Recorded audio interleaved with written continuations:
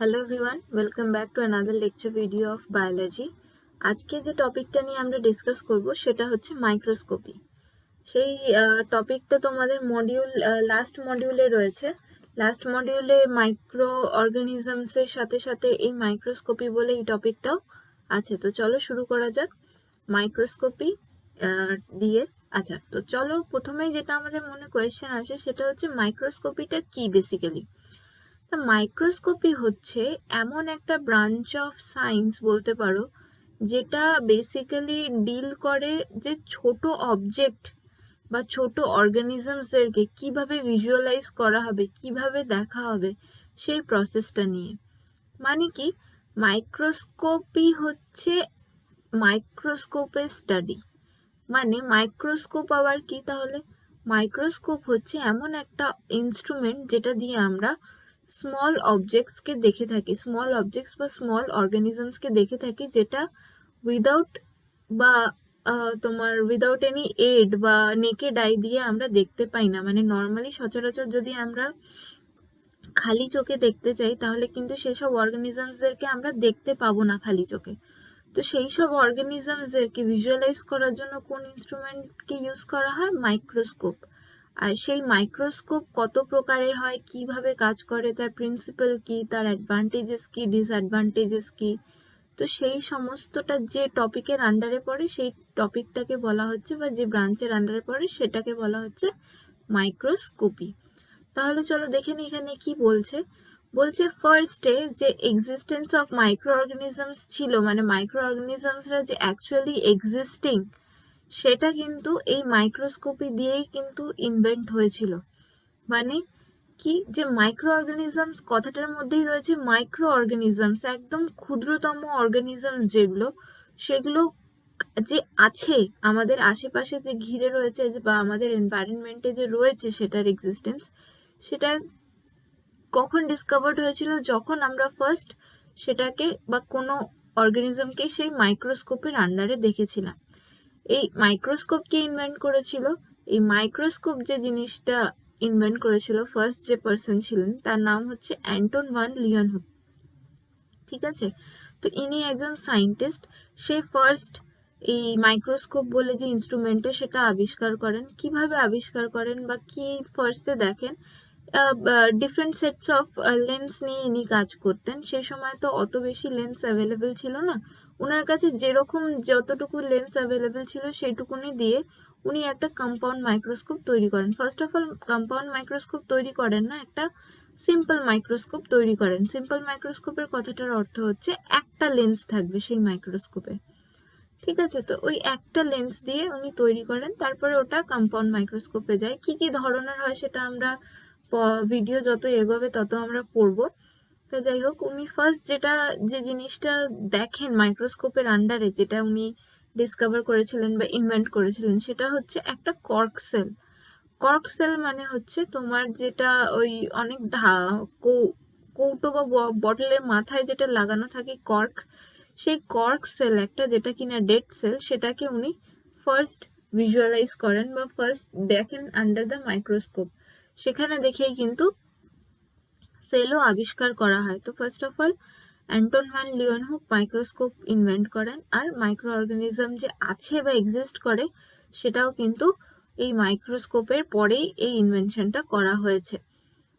তারপরে এই যখনই মাইক্রোস্কোপটা ডিসকভার্ড হয়ে গেল, তারপরে কিন্তু মাইক্রোস্কোপি বলে একটা টেকনোলজি আবিষ্কার হয়ে গেল, যেটা দিয়ে কিনা এই ছোট ছোট যেগুলো হিউম্যান আইজে নর্মালি ভিজিবল নয় সেগুলোকে ভিজুয়ালাইজ করানোর জন্য একটা টেকনিক তৈরি হয়ে গেল, সেটার নাম পড়ে গেল মাইক্রোস্কোপি। ঠিক আছে, তাহলে ফার্স্ট যেভাবে উনি দেখেছিলেন সেটা হচ্ছে ব্যাকটেরিয়া আর প্রোটোজোয়াকে, আফটার কর্ক সেল উনি দেখেছিলেন ব্যাকটেরিয়া আর প্রোটোজোয়াকে জলের মধ্যে, ফার্স্ট লিভিং অর্গানিজম যেটা উনি মাইক্রোস্কোপের নিচে দেখেছিলেন। কারণ কি, কর্ক সেল হচ্ছে ডেড সেল। তা সেই ডেড সেলকে দেখার পরে উনি ব্যাকটেরিয়ার প্রোটোজোয়া দিয়ে স্টার্ট করেন, তারপরে ওখান থেকে ওটা স্টাডি করা শুরু করেন। এবার যত দিন যায় তত সায়েন্টিস্টরা ওই সিম্পল মাইক্রোস্কোপ বলো বা কম্পাউন্ড মাইক্রোস্কোপ, প্রিমিটিভ কম্পাউন্ড মাইক্রোস্কোপের ওপর আরো বেশি ইনভেনশনস করতে থাকে, আরো বেশি প্রোগ্রেশনস করতে থাকে। ওই করে করে এখনকার দিনে মডার্ন যে মাইক্রোস্কোপটা সেটা আবিষ্কার হয়, বিভিন্ন প্রিন্সিপালস আছে, সেগুলো আমরা পড়বো। তো ফার্স্ট যেটা আমাদের পড়তে হবে সেটা হচ্ছে প্রিন্সিপালস অফ মাইক্রোস্কোপি। মানে এই যে মাইক্রোস্কোপি ব্যাপারটা সেটা হচ্ছে যে এটা মাইক্রোস্কোপি কিন্তু পুরোটাই লাইটের খেলা, ঠিক আছে? মানে মাইক্রোস্কোপ এমনই একটা ইনস্ট্রুমেন্ট, লাইট থাকতে হবে বা এরকম বলাটাও ভুল যে লাইট থাকতেই হবে, এরকম বিভিন্ন পার্টিকেলস থাকতে হবে যেটা বেসিক্যালি যে কোনো অবজেক্টকে আলোকিত করবে বা ইলুমিনেট করবে। তো সেটার জন্য আগে আমাদেরকে একটু জানতে হবে যে বিভিন্ন সাবস্টেন্সেস বা বিভিন্ন মেটেরিয়ালসের সাইজ কত রকমের হয় বা কি কি রকমের হয়, বা মাইক্রোস্কোপিতে আমরা কোন প্যারামিটার, সাইজের বা লেন্থের বা উইথদের কোন প্যারামিটারটা নিয়ে আমরা কথা বলবো। দেখো এখানে বেসিক্যালি 3টে ইউনিট কমনলি ইউজ করা হয় মাইক্রোবসদেরকে ডিসক্রাইব করার জন্য, কারণ মাইক্রোস্কোপ তো আমরা মাইক্রো অর্গানিজম বা মাইক্রোবসকে দেখার জন্যই বেসিক্যালি ইউজ করি। তো এই 3খানা ইউনিট যেটা হয় সেটা কমনলি ইউজ করা হয়। দেখো কিসে কি কি, মাইক্রোমিটার, যেটাকে আগে মাইক্রন বলা হতো, যেটা হচ্ছে কিনা মানে 1 micrometre is equal to 10⁻⁻6 metre, মানে বোঝা যাচ্ছে কতটা ছোট জিনিস। তারপর একটা হচ্ছে ন্যানোমিটার, যেটাকে আগে মিলি মাইক্রন বলা হতো, এখন ন্যানোমিটারই বলা হয়। এটা হচ্ছে ইকুয়াল টু 10⁻⁹ মিটার, মানে এর থেকেও মাইক্রোমিটারের থেকেও ছোট ন্যানোমিটার। তারপরে আসছে আংস্ট্রং, যেটা কিনা 10⁻⁻10 মিটার, মানে কত ছোট অবজেক্ট আমরা দেখতে পাচ্ছি সেটা বোঝা যাচ্ছে এখানে। তো এখানে এই প্যারামিটার্স বা এই যে মেজারমেন্টস গুলো আছে সেগুলো দেখে আমরা বুঝতে পারছি যে কতটা ছোট অবজেক্টস আমাদেরকে ভিজুয়ালাইজ করায় একটা মাইক্রোস্কোপ। দেখো এখানে রেঞ্জ দেওয়া রয়েছে, সেই অনুযায়ী কোনটার আন্ডারে কতটা কোন পার্টস পড়ছে বা কি কি দেখতে পাই। দেখো 1 মিটার থেকে 10⁻⁻4 মিটার পর্যন্ত আই দেখতে পারে, ঠিক আছে? নেকেড আই দেখতে পারে, কিন্তু 1 মিটার থেকে 10⁻⁻2 মিটার অবধি যে অবজেক্টস গুলো 1 মিটার থেকে 10⁻⁻2 মিটার অবধি, মানে 1 মিটার থেকে 1 সেন্টিমিটার অবধি, সেই অবধি কিন্তু হিউম্যান নেকেড আই দেখতে পারে। মাইক্রোস্কোপ কোথা থেকে, লাইট মাইক্রোস্কোপ কোথা থেকে দেখতে পারে? দেখো 10⁻³ থেকে 10⁻7। তো এই যে আই আর এই যে মাইক্রোস্কোপের যে ওভারল্যাপিং ব্যাপারটা আছে, এটাই বোঝাতে চাইছে যে এই রেঞ্জের মানে 10⁻³ আর 10⁻4 রেঞ্জের যে অবজেক্টস গুলো বা মাইক্রোবস গুলো, সেগুলো আমাদের চোখ দিয়ে দেখতে পাই, কিন্তু with the help of light microscope, ঠিক আছে? তা আমাদের লাইট মাইক্রোস্কোপের রেঞ্জটা কত? 1 মিলিমিটার থেকে 100 ন্যানোমিটার অবধি। এটাও মনে রাখতে পারো, উপরেরটা নিচেরটাও মনে রাখতে পারো, যেটা সুবিধা পড়ে। আর আরেকটা এখানে দেখিয়েছে হচ্ছে ইলেকট্রন মাইক্রোস্কোপ। দেখো ইলেকট্রন মাইক্রোস্কোপের রেঞ্জ হচ্ছে 10⁻⁻5 মিটার থেকে 10⁻⁻10 মিটার অবধি। এই ইলেকট্রন মাইক্রোস্কোপ এই পুরো রেঞ্জটাকে কভার করতে পারে, আর লাইট মাইক্রোস্কোপ এটাকে। আর হিউম্যান নেকেড আই মানে খালি চোখ 1 মিটার থেকে 10⁻⁻2 বা এখানে 10⁻⁻4 যেহেতু ধরা রয়েছে সেটা। তো 1 মিটারের মধ্যে পড়ছে হচ্ছে height of a 5-year-old child. 1 metre length হবে, একটা 5-year-old চাইল্ডের লেন্থ বা হাইট হবে 1 মিটার। তারপরে উইথ অফ আ হ্যান্ড মানে হাতের যে চওড়া ব্যাপারটা সেটা আসছে হচ্ছে 10⁻⁻1 মিটারে। তারপরে একটা ফিঙ্গারের যে উইথটা আছে মানে একটা আঙুলের কতটা মোটা সেটা পড়ছে হচ্ছে 10⁻2 মিটারের আন্ডারে। তারপরে দেখো থিকনেস অফ হিউম্যান হেয়ার, আমাদের যে চুল আছে সেটা যে থিকনেসটা সেটা কোন রেঞ্জে পড়ছে? 10⁻4 মিটার। 10⁻5 মিটারে যেটা পড়ছে সেটা হচ্ছে size of a red blood cell মানে আরবিসির যে সাইজটা সেটা হচ্ছে 10⁻5। 10⁻6 একটা ব্যাকটেরিয়ার একটা জেনারেল সাইজ। তারপরে আরো যাচ্ছি 10⁻7 একটা ভাইরাস পার্টিকেলের সাইজ। 10⁻8 হচ্ছে ডিএনএ মলিকিউলের সাইজ। 10⁻9 যাচ্ছি হচ্ছে একটা গ্লুকোজ মলিকিউলের সাইজ। আর 10⁻10 যাচ্ছে হচ্ছে একটা অ্যাটম, ঠিক আছে? তো এইগুলো হয়ে গেল আমাদের সাইজ রেঞ্জ অনুযায়ী আমাদের বিভিন্ন অবজেক্টস বা বিভিন্ন মাইক্রোবস যেগুলোকে আমরা রিলেটিভলি কম্পেয়ার করতে পারি। আচ্ছা, মাইক্রোস্কোপি পড়ার জন্য আমাদেরকে ফার্স্টে যে জিনিসটা জানতে হবে সেটা হচ্ছে লাইটের প্রপার্টিজ এর ব্যাপারে আমাদের জানতে হবে। প্রপার্টিজ অফ লাইটের মধ্যে কি কি পড়ছে দেখো, একটা হচ্ছে ওয়েভলেন্থ, একটা হচ্ছে রেজলিউশন। এই দুটো জিনিস আমাদেরকে কিন্তু মাইক্রোস্কোপি পড়তে গেলে একদম ম্যান্ডেটরি, এই দুটো কিন্তু খুবই বেসিক, যেটা আমাদের জানতে হবে। তো চলো দেখে নিই ওয়েভলেন্থ কাকে বলা হচ্ছে। লাইট তো একটা ওয়েভ ফর্মে ট্রাভেল করে, তো সেই যে ব্যাপারটা, মানে সেই যে যখন ওয়েভ ফর্মে যখন ট্রাভেল করে, এখানে ছবিটা দেখলে আরো বেশি ভালো বুঝতে পারবে। এই ছবিটা যখন দেখছি আমরা, লাইটটা কিন্তু ঠিক এই রকম ভাবেই ওয়েভ ফর্মে কিন্তু ট্রাভেল করছে, ঠিক আছে। তাহলে ওয়েভলেন্থ কাকে বলবো, যখন এই যে মাথাগুলো, এই মাথাগুলোকে বলা হচ্ছে ক্রেস্টস, আর এই নিচের যেগুলো আছে সেগুলোকে বলা হয় ট্রাফ। তো যখন দুটো ক্রেস্টের মধ্যে যে ডিস্টেন্সটা আছে বা যে লেন্থটা আছে সেটাকে বলা হয় কিন্তু ওয়েভ লেন্থ, বা দুটো ট্রাফের মধ্যে যে লেন্থটাকে বলা হয় সেই দুটোকে বলা হয় ওয়েভ লেন্থ। মানে এটা যদি একটা ওয়েভ কনসিডার করি, এটা যদি আরেকটা ওয়েভ কনসিডার করি, তো এই ওয়েভ আর এই ওয়েভের মাঝে যে ডিস্টেন্সটা সেটাই হচ্ছে কিন্তু একটা ওয়েভ লেন্থ। তাহলে ওয়েভ লেন্থকে আমরা কিভাবে ডিফাইন করছি দেখো, এখানে বলছে যে the distance between two adjacent crests or two adjacent trough of any wavelength of any wave is defined as one wavelength। তাহলে দুটো অ্যাডজেসেন্ট মানে দুটো পাশাপাশি ক্রেস্টের মাঝে আবার দুটো পাশাপাশি ট্রাফের মাঝে যে ডিস্টেন্সটা পড়ছে সেটাকেই আমরা ওয়েভলেন্থ বলে থাকি। সেটাকে আমরা কি দিয়ে মেজার করি, ল্যামডা, এইরকম একটা সাইন থাকে, সেই ল্যামডা দিয়ে আমরা মেজার করে থাকি, ঠিক আছে। তাহলে এবার ওয়েভলেন্থ বোঝা গেল। তাহলে বাকি প্রপার্টিজ অফ লাইট নিয়ে আমরা একটু আলোচনা করি। সেটা হচ্ছে ফার্স্টে কি, রেজলিউশন। রেজলিউশন কাকে বলছি আমরা, রেজলিউশন মানে হচ্ছে ধরো দুটো object a R object B খুব কাছাকাছি রয়েছে, ঠিক আছে।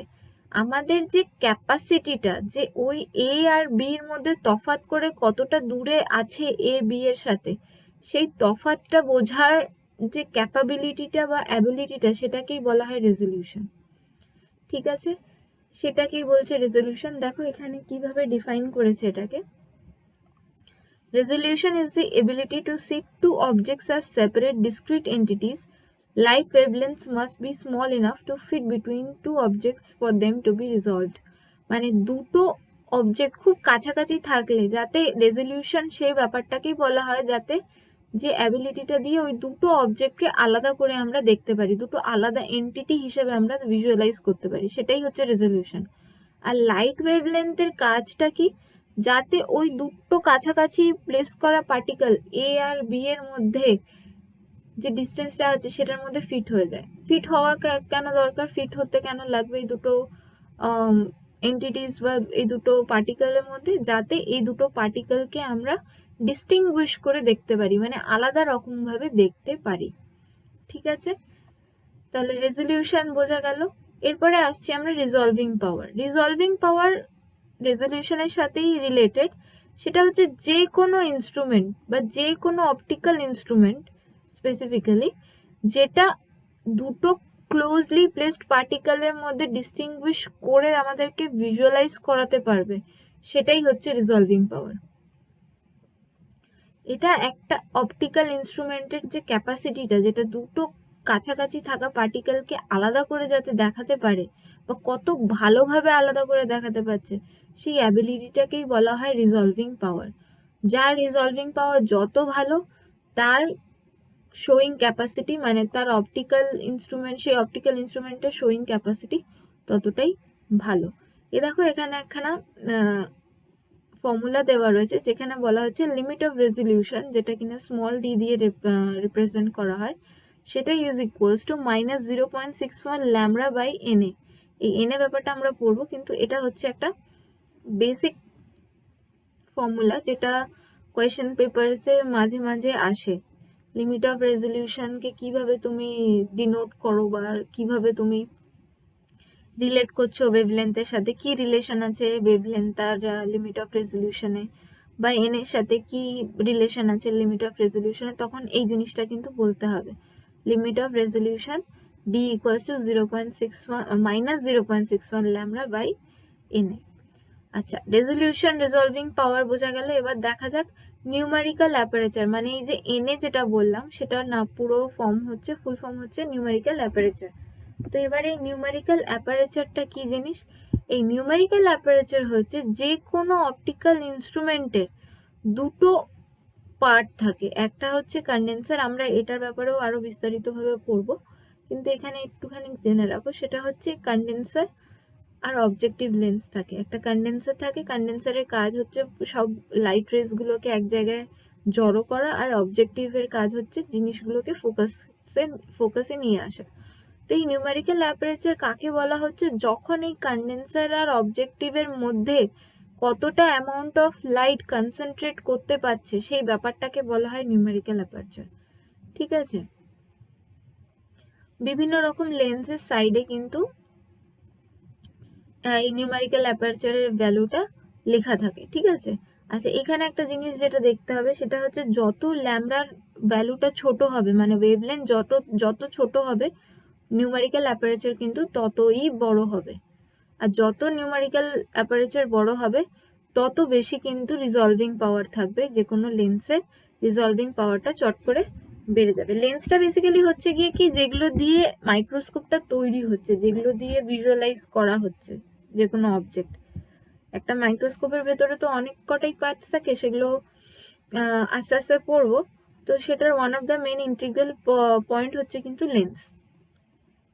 তাহলে এখানে এই জিনিসটা মনে রাখতে হবে, যত ওয়েভলেন্থ ছোট হবে তত বেশি নিউমেরিক্যাল অ্যাপারেচার বেশি হবে, আর যত বেশি নিউমেরিক্যাল অ্যাপারেচার হবে তত ভালো রিজলভিং পাওয়ার হবে যে কোনো লেন্সের। ঠিক আছে, এটুকুনি বোঝা গেল। এরপরে দেখো প্রপার্টিজ অফ লাইট আমরা পড়ে নিলাম। এরপরে যেটা আমরা দেখব সেটা হচ্ছে লাইট মাইক্রোস্কোপি, মানে একটা টিপিক্যাল কম্পাউন্ড লাইট মাইক্রোস্কোপের কি কি স্ট্রাকচার, কি কি ভাবে তৈরি হচ্ছে, বা কি কি কাজ করছে, কোন পার্টটা কিভাবে ফাংশন করছে। তো চলো দেখে নিই। আছে এখানে, তার আগে শুরু করার আগে আমি একটা জিনিস বলে দিই, সেটা হচ্ছে লাইট মাইক্রোস্কোপি এখানে কেন বলা হচ্ছে। তো লাইট মাইক্রোস্কোপি, আমরা যখন মাইক্রোস্কোপি পড়ছি এখানে কিন্তু অনেক রকম মাইক্রোস্কোপের ব্যাপারেই আমরা পড়বো। এই লাইট মাইক্রোস্কোপি কথাটার অর্থ হচ্ছে যেসব মাইক্রোস্কোপিতে লাইটের ইউজ করা হয় সেগুলোকে বলা হয় কিন্তু লাইট মাইক্রোস্কোপি। এবার তোমাদের কোয়েশ্চেন আসতে পারে যে লাইট ছাড়া আর কি কি ইউজ হতে পারে, তাহলে লাইটই তো খালি ইউজ হবে, লাইট ছাড়া আর কি আছে এমন যেটা দিয়ে আমরা যে কোনো অবজেক্টকে ভিজুয়ালাইজ করতে পারি? প্রচুর জিনিস আছে যেগুলো লাইটের জায়গায় ইউজ হয়, যেরকম ইলেকট্রন, সেগুলোকে বলা হয় ইলেকট্রন মাইক্রোস্কোপি। তারপরে অনেক কিছু আছে, তারপরে তোমার ধরো ফ্লুরোসেন্স মাইক্রোস্কোপি, এগুলো অনেক রকম জিনিস আছে যেগুলো লাইটের জায়গায় ইউজ করা হয় ফর ভিজুয়ালাইজিং যে কোনো অবজেক্ট। ঠিক আছে, তো চলো লাইট মাইক্রোস্কোপির আন্ডারে যেটা ফার্স্টে আমাদের পড়তে হবে সেটা হচ্ছে কম্পাউন্ড লাইট মাইক্রোস্কোপ। এটা নিয়ে দেখে নিই কি বলছে। এটা নিয়ে যেটা বলছে সেটা হচ্ছে গিয়ে যে ফার্স্ট যে পার্টটা আছে, পার্টস গুলো আর তার সাথে তার ফাংশনস গুলো এখানে দেওয়া রয়েছে, এক এক করে দেখা যাক। Mirror or light source first যেটা দেখতে পাওয়া যাবে। আচ্ছা তার আগে আমরা যদি একটা ছবি দেখে নিই তাহলে আরো ভালো হবে জিনিসটা। হ্যাঁ, এটা একটা মাইক্রোস্কোপের স্ট্রাকচার। ঠিক আছে, এই দেখো এই পুরো পার্টস যে কটা লেবেল করা রয়েছে এখানে সেগুলোই আমরা এক এক করে পড়বো, আর তাদের কাজ কি সেগুলো দেখবো। এখানে একটা ছোট করে দেখে নিই কি কি আছে। দেখো এটা হচ্ছে মিরর বা লাইট সোর্সও বলা হয় এটাকে। এটা হচ্ছে কন্ডেন্সার। তারপরে এখানে একটা আইরিশ ডায়াফ্রাম বলে একটা ডায়াফ্রাম থাকে। এটা হচ্ছে স্টেজ, যেটার উপরে স্পেসিমেনটাকে রাখা হয়। স্পেসিমেন হচ্ছে যে অবজেক্টটাকে আমরা ভিজুয়ালাইজ করব সেটার নাম হচ্ছে স্পেসিমেন। ঠিক আছে, এ দেখো এগুলো হচ্ছে অবজেক্টিভ লেন্স, তিনখানা আছে দেখো অবজেক্টিভ লেন্স। যে কোনো কম্পাউন্ড মাইক্রোস্কোপে বিভিন্ন অবজেক্টিভ লেন্স থাকে, বিভিন্ন রেজোলিউশন পাওয়ারের অবজেক্টিভ লেন্স থাকে, 10x 100x 50x এরকম ভাবে। এটা হচ্ছে নোজ পিস। এটা হচ্ছে ক্লিপ, যেটা দিয়ে স্টেজের উপরে স্পেসিমেনটাকে আটকে রাখা হবে। এখানে একটা নজেল আছে যেটা এই স্টেজটা উপরে ওঠা বা নামা করে। এই যেটা ক্লিপ বললাম এটা। এখানে হচ্ছে ফাইন অ্যাডজাস্টমেন্ট স্ক্রু আর এই কোর্স অ্যাডজাস্টমেন্ট স্ক্রু। এদের কাজ কি আমি বলবো যখন পড়াবো ওখানটা। দেখে রাখো খালি স্ট্রাকচারগুলো, fine adjustment screw, coarse adjustment screw, আর লাস্টে আসছে হচ্ছে আইপিস লেন্স। এটাকে একটা কম্পাউন্ড মাইক্রোস্কোপ কেন বলা হচ্ছে, কারণ এখানে দু রকমের লেন্স ইউজ করা হয়। এটা হচ্ছে অবজেক্টিভ লেন্স আর এখানে হচ্ছে আইপিস লেন্স, এর জন্য এটাকে কম্পাউন্ড মাইক্রোস্কোপ কিন্তু বলা হয়। চলো আমরা ছবি দেখে নিলাম, এরপরে দেখি বিভিন্ন স্ট্রাকচারের কাজ কি। ফার্স্টে আসছে মিরর লাইট সোর্স। কি কাজ করে দেখলেই একদম নিচে প্লেস করা থাকে। এটা বলছে কি যে ন্যাচারাল লাইট ভিজিবল করে, মানে ধরো তুমি একটা সকালবেলা কোনো স্পেসিমেন তুমি দেখতে চাইছো আন্ডার আ মাইক্রোস্কোপ, তো তুমি কি করবে, এমন একটা জায়গায় মাইক্রোস্কোপটা প্লেস করবে যেখানে তোমার ন্যাচারাল লাইটটা খুবই বেশি ভালো পাওয়া যাবে। মানে যেরকম আমরা ছবি তোলার সময় করি না, যাতে পুরো লাইটটা আমাদের মুখে পড়ে, তো ওরকম ভাবেই আমরা এমন একটা জায়গায় মাইক্রোস্কোপটা প্লেস করব যেখানে ন্যাচারাল লাইটটা সবচেয়ে বেশি থাকবে। ঠিক আছে, ন্যাচারাল লাইটটা যখন সবচেয়ে বেশি থাকবে, এই মিররের কাজ হচ্ছে সব কটা লাইট ওর উপরে কালেক্ট করে, মানে যখন এমন ভাবে মিররটাকে প্লেস করব, মিররটা কিন্তু মুভ করা যায়, ঠিক আছে, মানে অ্যাঙ্গেল চেঞ্জ করা যায়, এমন ভাবে প্লেস করব যাতে লাইটটা ওর মধ্যে ঢোকে আর রিফ্লেক্ট করে স্টেজের উপরের দিকে আসে। আচ্ছা, ন্যাচারাল লাইট একটা ইউজ করতে পারি, আর কিছু কিছু ইনবিল্ট লাইট সোর্সও আমরা ইউজ করতে পারি। ধরো রাত্রেবেলা আমরা কিছু দেখছি বা কোনো জিনিস আমরা ন্যাচারাল লাইটে ভিজুয়ালাইজ করতে পারবো না, তার জন্য আমাদের আরো বেশি একটু এক্সপেন্সিভ লাইট সোর্স কিছু লাগবে। কি কি লাগবে দেখো, mercury lamp, xenon lamp, laser আর লাইট এমিটিং ডায়োডস। ঠিক আছে, এগুলো ইউজ করা হয় as light source apart from natural light. Natural light ওই সূর্যের আলো ছাড়া এগুলো ইউজ করা হয়। ঠিক আছে, মার্কিউরি ল্যাম্প, xenon ল্যাম্প এইসব। আচ্ছা, এবার কি বলছে দেখো, the light may be passed through the blue filter to allow only short wavelength of light to enter for good resolution। তাহলে আমরা কিছুক্ষণ আগে এটা দেখলাম যে যত কম ওয়েভলেন্থ হবে তত বেশি ভালো রেজোলিউশন হবে একটা মাইক্রোস্কোপের। তার জন্যই এই যে লাইটটা যেটা আমরা দিচ্ছি সেটা কিন্তু একটা ব্লু ফিল্টার দিয়ে পাস করাতে হয়, যাতে ওয়েভলেন্থ যাই থাক, যে লাইট যে ওয়েভলেন্থেরই আমরা লাইট দিই না কেন, সেই ওয়েভলেন্থটা কিন্তু কাট করে শর্ট ওয়েভলেন্থের লাইট হয়ে যায়, যাতে রেজোলিউশনটা খুব ভালো পাই আমরা। ঠিক আছে, এরপরে যে পার্টটা আছে বা যে ব্যাপারটা আছে সেটা হচ্ছে কন্ডেন্সার। সেটা কি করে কন্ডেন্সার, দেখলাম ঠিক মিররের উপরেই থাকে। এটার কাজ হচ্ছে লাইট গুলোকে কনভার্জ করা।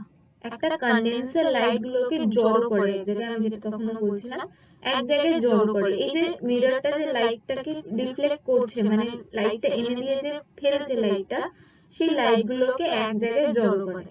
এই জড়ো করার পর কি করে, একটা লাইট বিম তৈরি করে, যেটা কিনা কার ওই স্পেসিমেনের মধ্যে দিয়ে পাস করানো হয়।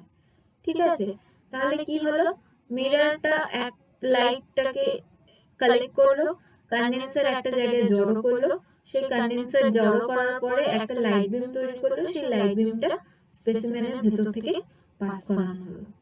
ঠিক আছে, এবার এই পাস করানোর পর কি হচ্ছে দেখো, তারপরে যে পার্টটা আছে সেটা হচ্ছে আইরিস ডায়াফ্রাম, ওই যে একটু নজল টাইপের বেরিয়েছিল সেটা।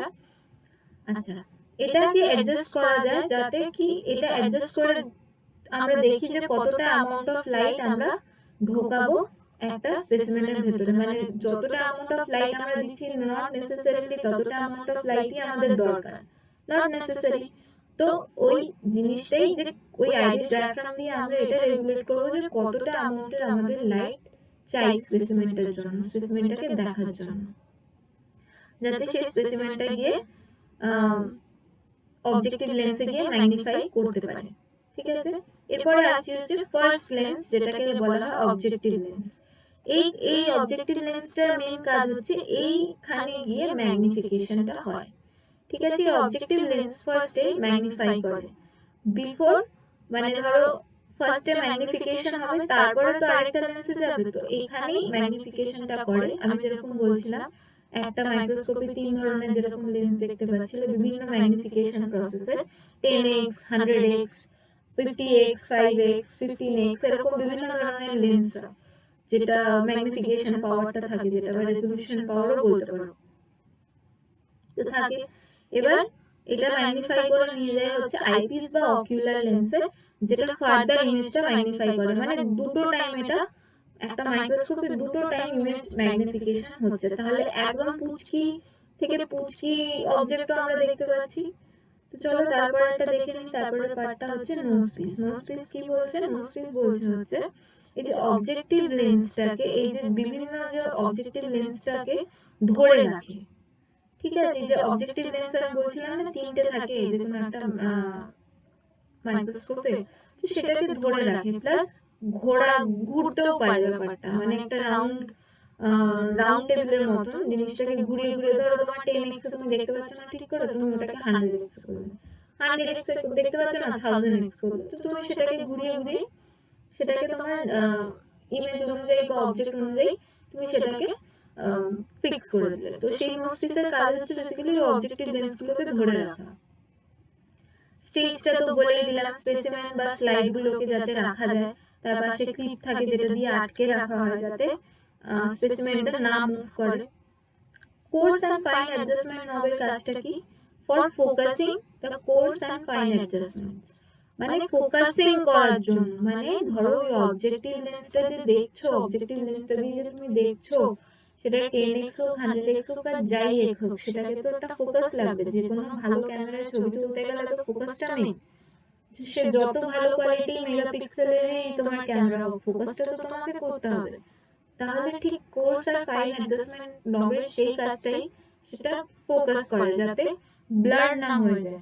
যে ইমেজটা আমরা ভিজুয়ালাইজ করছি বা যে অবজেক্টটার আমরা ছবি দেখতে চাইছি, সেটা যাতে হেজি না হয়ে যায়, তার জন্যই ফোকাসিংটা করে। ফোকাস তো বেসিক্যালি আমরা তার জন্যই করি যাতে ঝাপসা না হয়ে যায়, পরিষ্কার আসে মুখটা যে কোনো ক্যামেরা দিয়ে তুলতে গেলে ফটো। তো সেটার কাজও এটারও কাজও তাই।